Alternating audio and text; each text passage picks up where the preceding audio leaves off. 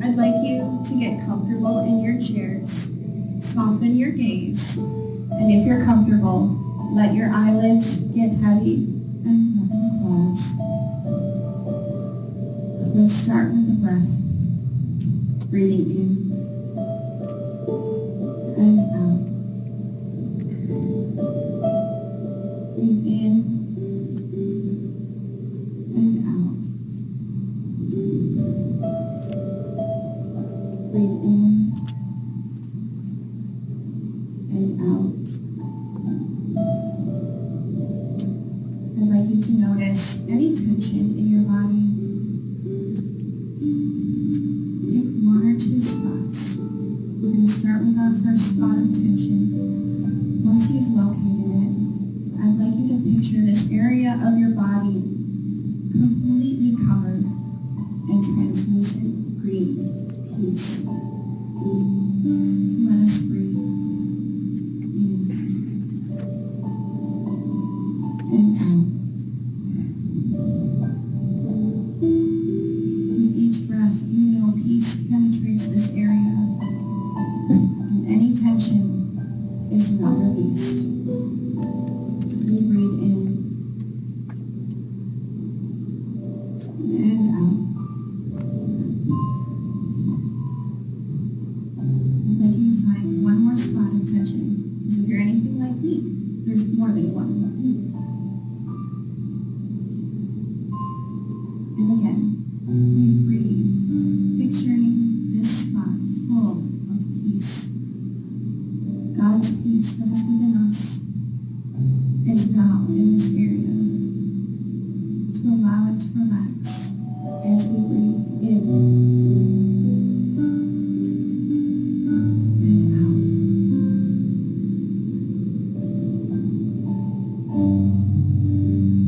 I'd like you to picture the globe in your hands. This is a small representation of our world as we know it. We know that peace is in every corner of our globe, as there are people in every corner. We feel this space, and we know that it exists in tandem with peace. We picture the globe and this peaceful green light as we breathe in and out.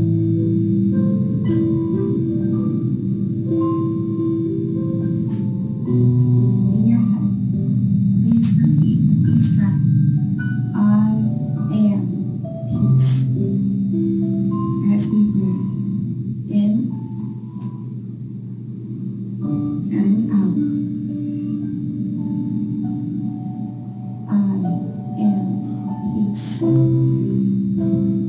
world is peaceful.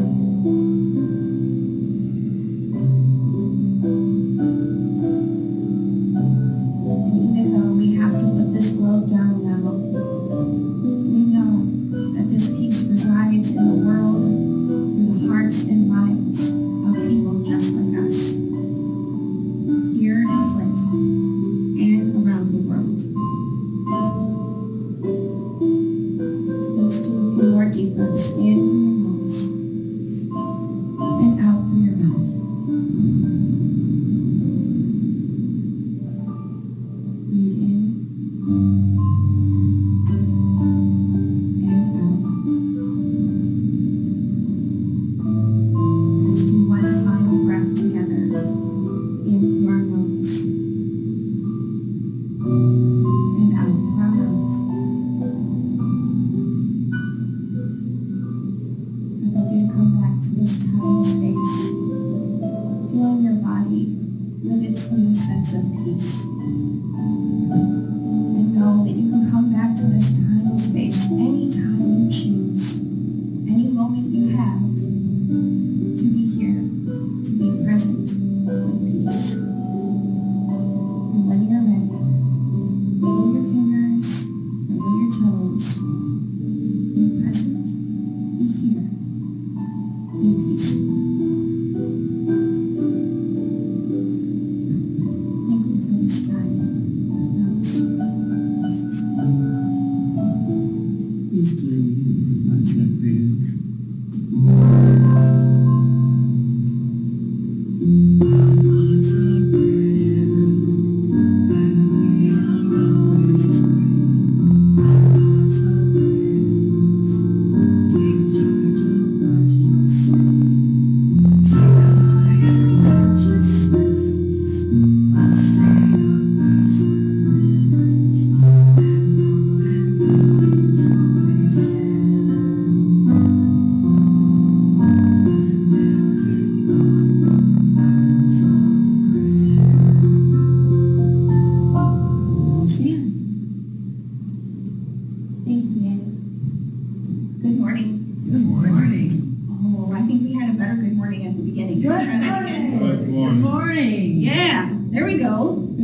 energy.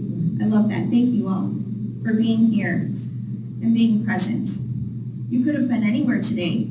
Could have been in bed, could have been grocery shopping, but you chose to be here, whether online or in person. Thank you. Our gratitudes today have inspired me to pray with you all this morning. I wanted to start with a prayer. So let's pray. Father, Mother God, thank you for allowing us to spend time with family, for allowing us to put up our decorations that light up our soul as much as our spaces. Thank you for your presence in our lives. Thank you for the new opportunities that feed our lives and the lives of those around us. You are ever with us. Amen. Amen. I think it's really important to highlight the good in our life when things seem to be going cattywampus. So in the booklet, Love This Christmas is in the back. With love this at Christmas. It's in the back if you want to go pick it up, or if you're not here in person, it is online. Today I'm talking about the second Sunday, which talks about peace. And Reverend Maggie Alderman mentioned a few things that I wanted to highlight. The first one is that this is a season of paradox.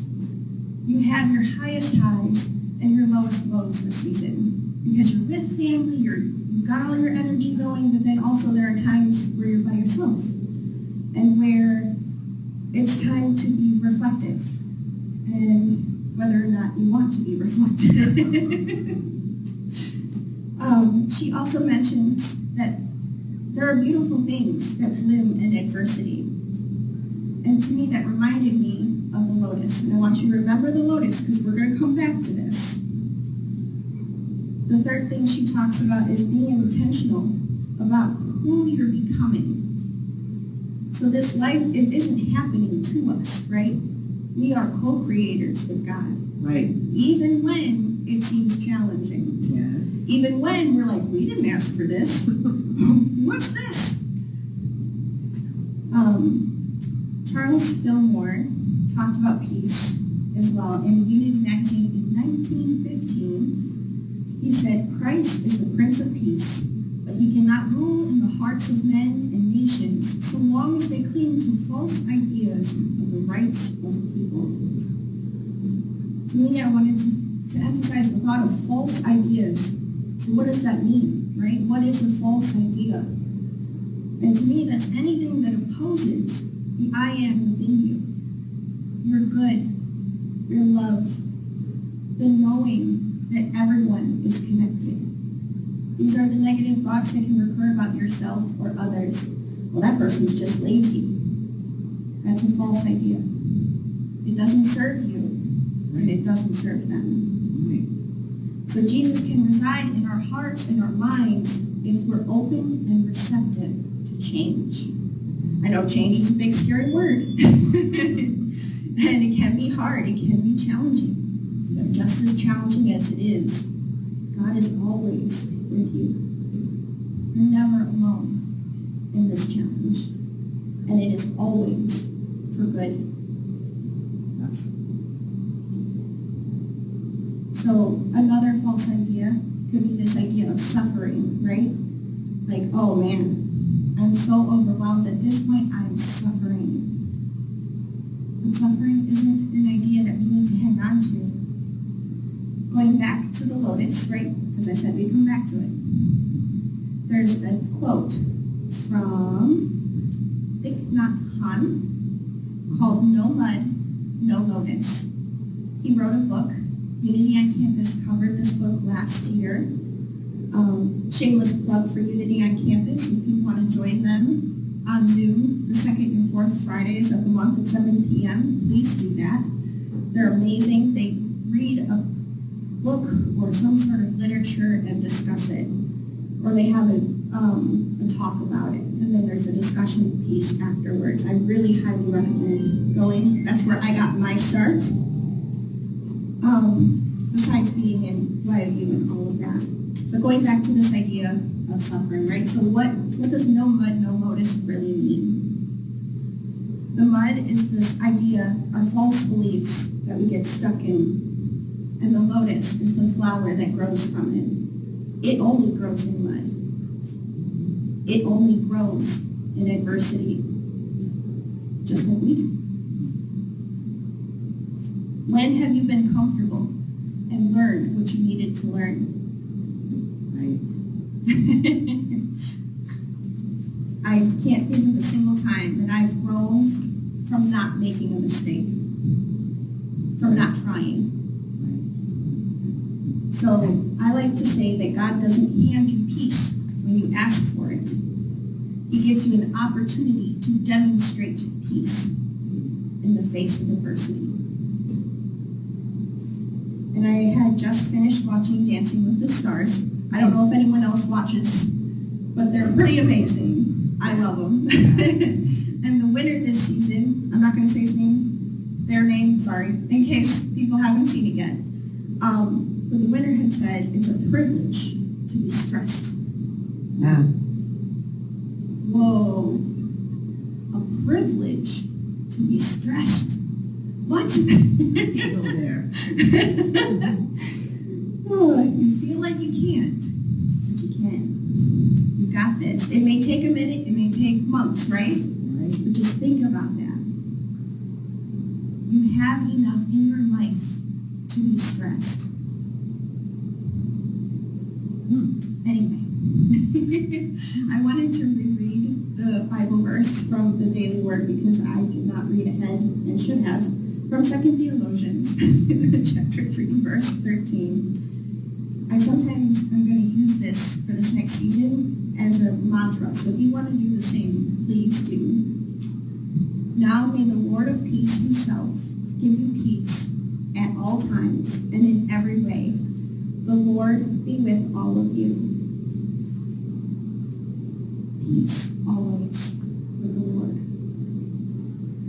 So right now, I like to say that this is my growth era, my struggle era, because my daughter turns 3 in 6 days.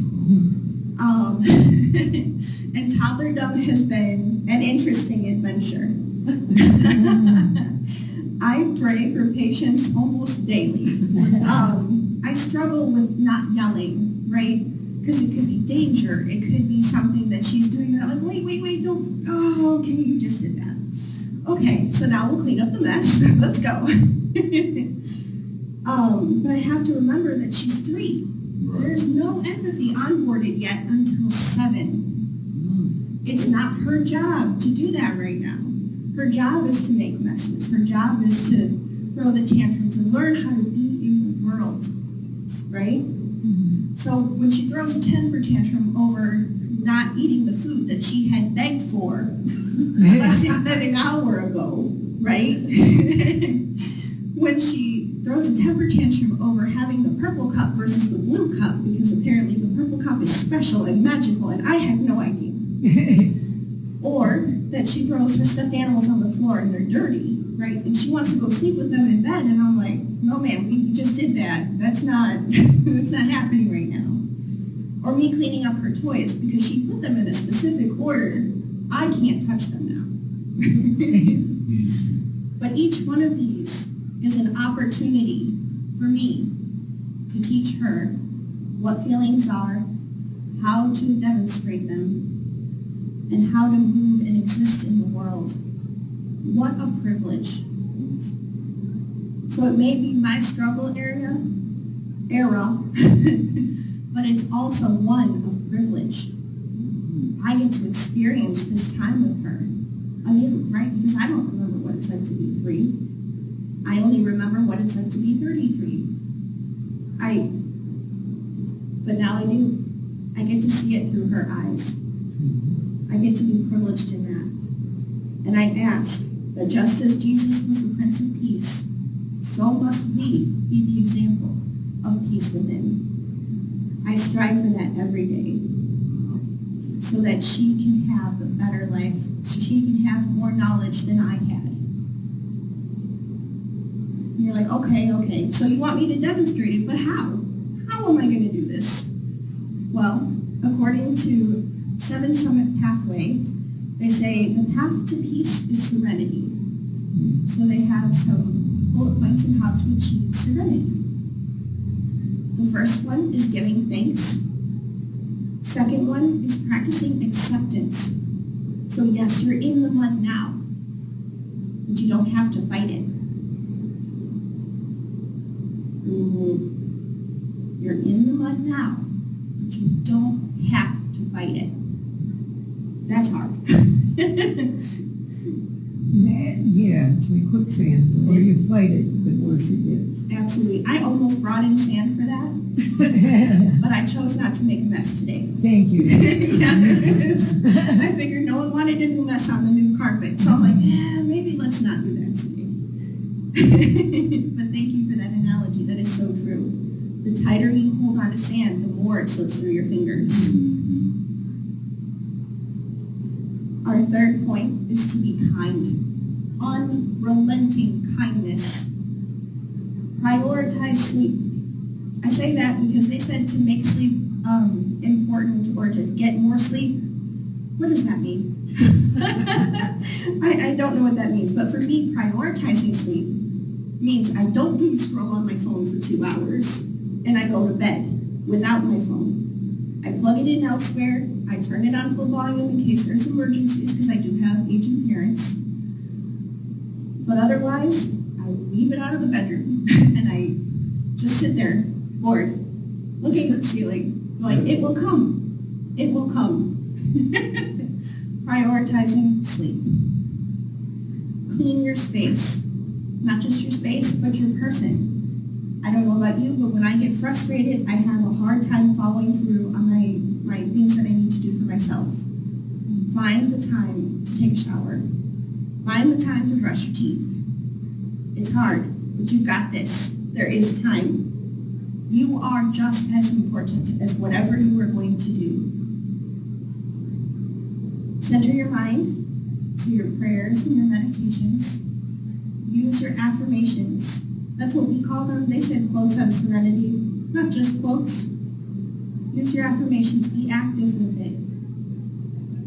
For me, I like to write them on my bathroom mirror with not Sharpie. Whiteboard markers. There they are. I like to write them on my bathroom mirror with whiteboard markers because they just wipe away. If you want to redo your affirmation halfway through the week because the first one's not working for you, you can do that. And then at the end of the week, I like to clean my mirror off and do a whole new affirmation. That way it's there. You don't need Post-it notes. You don't need anything extra but your whiteboard marker and your mirror. I found this little thing from Tiny Buddha by Laura Deschene, I think is her name. When you can't calm your mind, calm your space. Tidy a corner, clear a sink, light a candle. Start with what you can touch. Sometimes order and repetitive movement can break the grip of mental chaos. Ooh. Yes, because that struggling, that strife is not only a state of mind, but it causes chaos in the world around us. Stuff starts to pile up and you're like, how did I end up with a stack of things here that was not there a week ago? Start with the physical. Things you can move. And remember, you're not alone. There's a quote from Mr. Rogers' mother that he said that she had told him when he was frightened or feeling alone. She had said, look for the helpers. You will always find people who are helping. When you feel alone, remember there are helpers here in this world for you. If you need a time of prayer, come Tuesdays, right? Tuesday night? Tuesday afternoon, late 11. At 11? Yes, please come. If you need food, we have bags, right? We still have some bags available. We are here. You are the helpers. You are.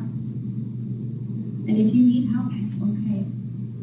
That's one of my biggest things. I have a very, very hard time asking for help. But it's okay to ask for help. I've to remind myself that, right? That it's okay. I wanted to share a story from Will Osler. He's a co-owner and manager of Zach's Finest Deli and Grocery on Staten Island, New York. And he rewards hard work. So kids can come in with their report cards that have A's and B's on them. And he says, go shop. For every A and B that they have, they can pick up something from the store. So these kids who wouldn't have had a way to provide for their family, right, because they're in school all the time, chose to be dedicated to their schoolwork so they can provide for their family. And this man covers the cost of those groceries. That's awesome. Isn't that so sweet? Wow. He is the leader in his community, just as you all are here. Whether you're on the board, you're working sound, you do the music, being here and being present, being active, you are leaders. Thank you for what you do. Thank you, Samantha. And I ask that you continue to find this leader in you and to be free. And I should say that it takes 1 second and that it's free, which you all know because you're all leaders, right? Let's try to be unrelentingly kind and peaceful this season. And I'd like to end with some affirmations. I am capable. I am capable. I am loving. I am loving. I see the beauty in perceived chaos. I see the beauty in perceived chaos. We'll do that one more time. I see the beauty in perceived chaos. I see the beauty in perceived chaos. Yeah. Yeah. Okay. And it wouldn't be a talk for me if I don't challenge you to grow. I don't ask you to stretch just a little bit. So I'm saying, please, write your affirmations on the bathroom mirror or find peace in the still moments. Because there are times that are pretty active and chaotic. But we have both this season, right? Find those moments of stillness. Take a breath. Start your movement. Do what you need to do. Let go of one false idea. One thing that's not serving you or anyone else.